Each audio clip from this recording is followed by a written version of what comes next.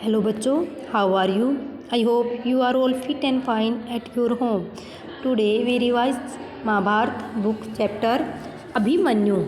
ये 13वें दिन के युद्ध का वर्णन है। इसमें 13वें दिन भी संसप्तकों यानी कि तीरगतों ने अर्जुन को युद्ध के लिए ललकारा। अर्जुन भी चुनौती स्वीकार करके उनके साथ लड़ता हुआ दक्षिण दिशा की ओर चला गया।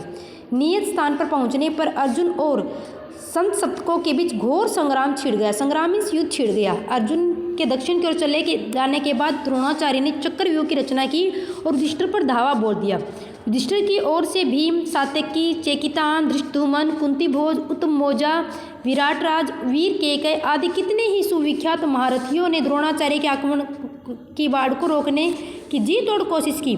फिर भी द्रोणाचार्य का वेग उनको रोक नहीं सका। यह देखकर सभी महारथी चिंता में पड़ गए। सभी महारथी क्या करने लग जाते? चिंता में पड़ जाते। सुभद्रा का पुत्र अभिमन्यु अभी बालक ही था, फिर भी अपनी रणकुशलता और शूरता के लिए इतना अधिक प्रसिद्ध हो चुका था कि लोग उससे को कृष्ण और अर्जुन की समता करने वाले समझते थे। यानी कि श्री कृष्ण और अर्जुन के समान ही अभिमन्यु को समझते थे, सुभद्रा के पुत्र को।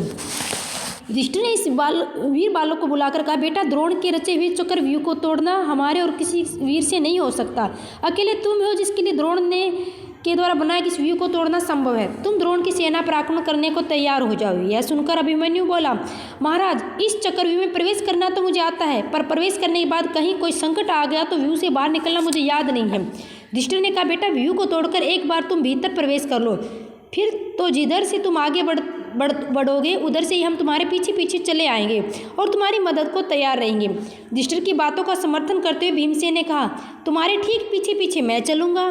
धृष्टद्युम्न, सात्यकी आदि वीर भी अपने अपने सेनाओं के साथ तुम्हारा अनुसरण करेंगे, यानी कि तुम्हारा पीछा हम लगातार करते रहेंगे। ऐसा युधिष्ठिर ने अभिमन्यु को कहा। आगे युधिष्ठिर कहते हैं कि अगर एक बार तुमने इस चक्रव्यूह को तोड़ दिया तो यह निश्चित समझना कि हम सब कौरव सेना को तहस नहस कर डालेंगे। यह सुनकर बालक अभिमन्यु को अपने मामा श्री कृष्ण और पिता अर्जुन की वीरता का स्मरण हुआ, यानी कि याद आ गई, और बड़े उत्साह के साथ वह बोला, मैं अपनी वीरता और पराक्रम से मामा श्री कृष्ण और पिताजी को अवश्य ही प्रसन्न करूँगा। सुमित्र, वह देखो द्रोणाचार्य के रथ की ध्वजा, उसी और रथ चलाओ, जल्दी करो। ध्वजा मीन्स उसके ऊपर जो झंडा लगाया गया था।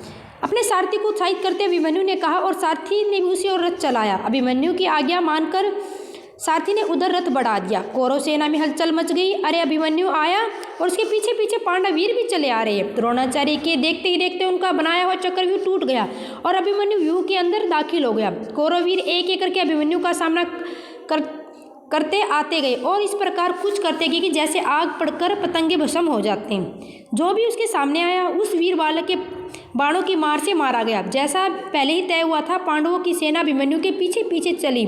जहाँ से व्यूह तोड़कर अभिमन्यु अंदर घुसा था, वहीं से व्यूह के अंदर यानी कि घेरे के अंदर प्रवेश करने लगी सेना।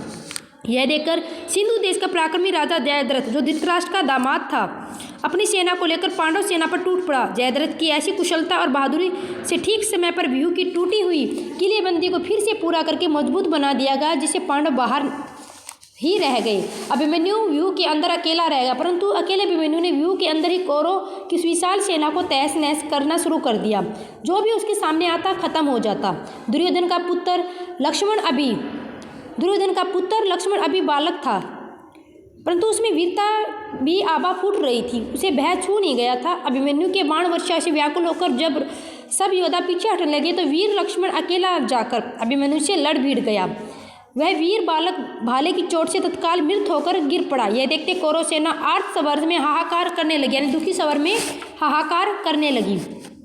अभिमन्यु का इसी क्षण वध करो। दुर्योधन ने चिल्लाकर कहा। द्रोण, अश्वत्थामा, बृहद्बल, कृतवर्मा आदि 6 महारथियों ने अभिमन्यु को चारों ओर से घेर लिया।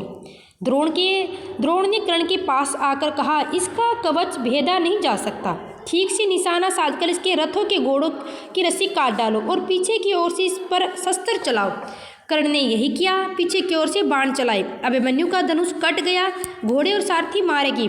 वह रथ विहीन हो गया। तुरंत ही अभिमन्यु ने टूटे हुए रथ का पहिया उठा लिया और उसे घुमाने लगा। इसी समय अभिमन्यु भयानक यानी कि कठोर भयंकर युद्ध कर रहा था। यह देखकर सारी सेना एक साथ उस पर टूट पड़ी। उसके हाथ का पहिया चूर चूर हो गया। इसी बीच दुशासन का पुत्र गदा लेकर क्या करता है बच्चों? दुशासन का पुत्र गदा लेकर अभिमन्यु पर झपट पड़ता है, टूट पड़ता है उसको उसका वध करने के लिए। तो बच्चों यहाँ तक हमने पहला भाग पढ़ा, अगला भाग अगली कक्षा में पढ़ेंगे।